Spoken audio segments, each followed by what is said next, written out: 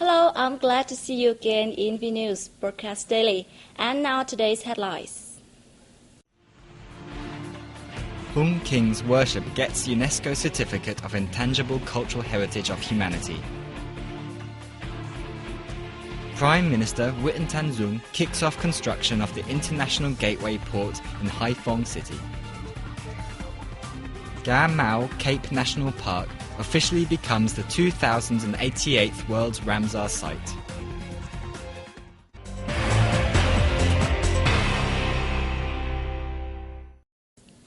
General Secretary of the Communist Party of Vietnam Nguyễn Phú Trọng has asked Southern Bình Dương Province to continue paying due attention to building the party, in particular at businesses.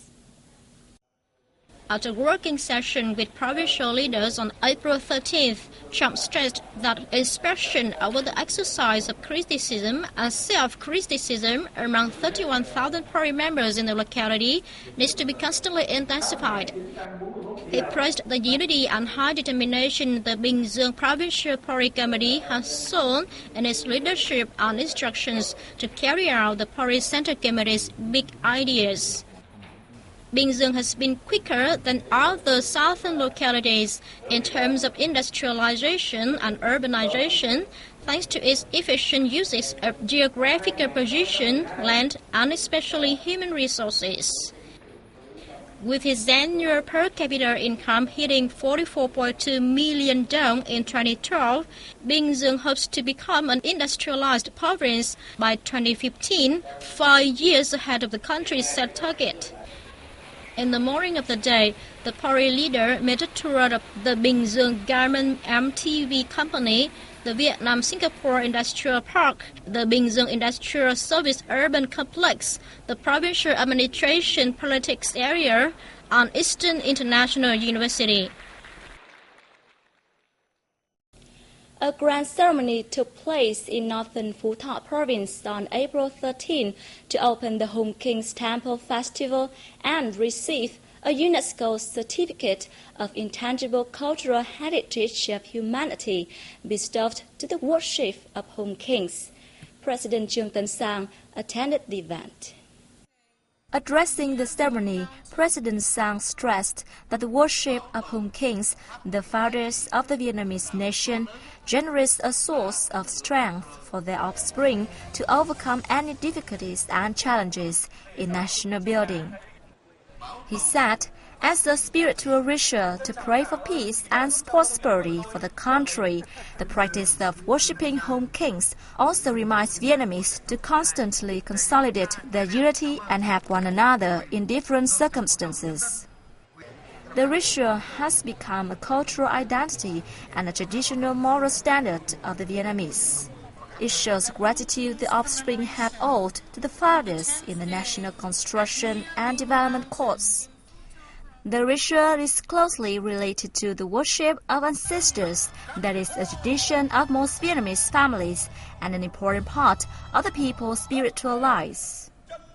Phú Thọ province alone has 181 relic sites dedicated to worshipping Home Kings, the king's family relatives and their commanders, while the figure is 1,471 nationwide. At the ceremony, the UNESCO representatives presented the certificate recognizing the worship of Home Kings as an intangible cultural heritage of humanity. The recognition was made at the 7th session of the UNESCO Committee in Paris on December 6, 2012.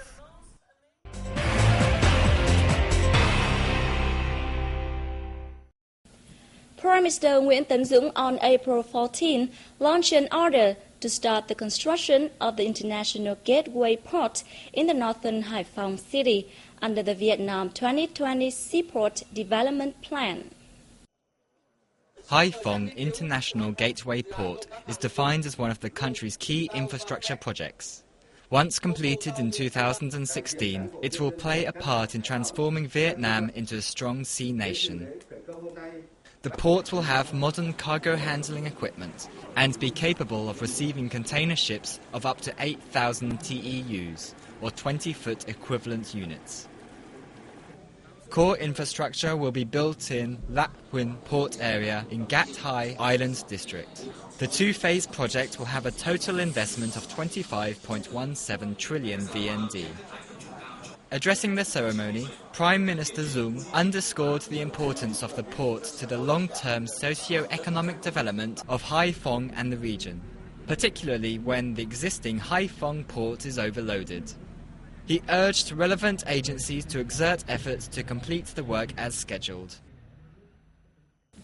A Ho Chi Minh City leader has said the city and Slovakia will develop cooperation in economics, culture and science technology based on their fine political ties. At the April 13th reception for visiting Slovakian State Secretary of the Ministry of Foreign and European Affairs, Peter Berian, Chairman of the Ho Chi Minh City People's Committee, Lê Hoàng Quân, highlighted the huge potential for cooperation between Slovakia and Vietnam as well as the city. He expressed hope that the visit will elevate the relations between Ho Chi Minh City and Slovakia to a new level. For its part, Berian said Slovakia wishes to boost cooperation with Vietnam at both governmental and local levels.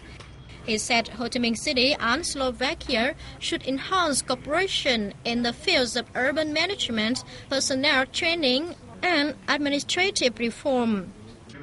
The same day, Berian participated in a seminar held to strengthen economic trade relations between Vietnam and Slovakia.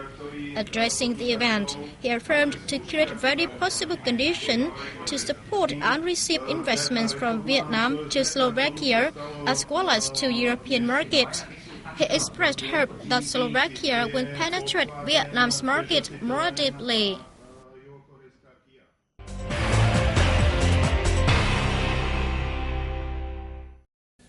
Vietnam faces a high risk of avian influenza H7N9 spreading into the country as it shares the borderline with China.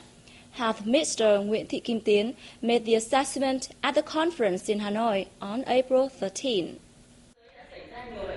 Addressing the event, Tiến noted that the number of patients infected with the new strain of avian influenza in China has reached 51, of whom 11 have died.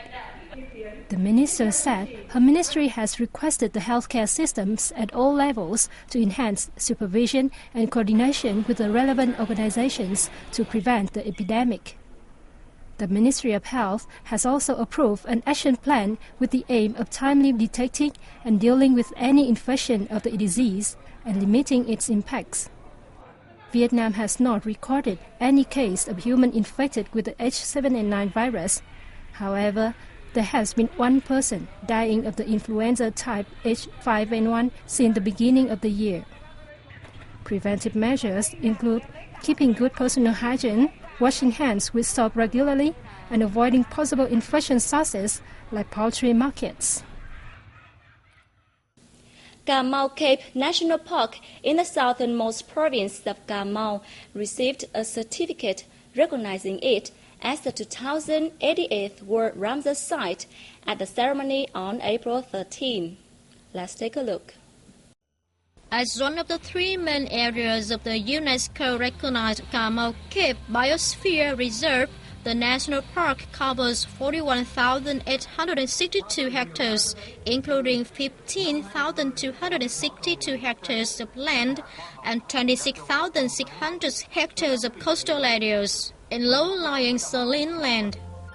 Encompassing Đất Mũi, Viên An and Đất Mới communes in Ngọc Hiền district, the park is home to 93 species of birds, 26 species of mammals, 43 species of reptiles, 9 species of amphibians, 233 fish species, including many that are rare.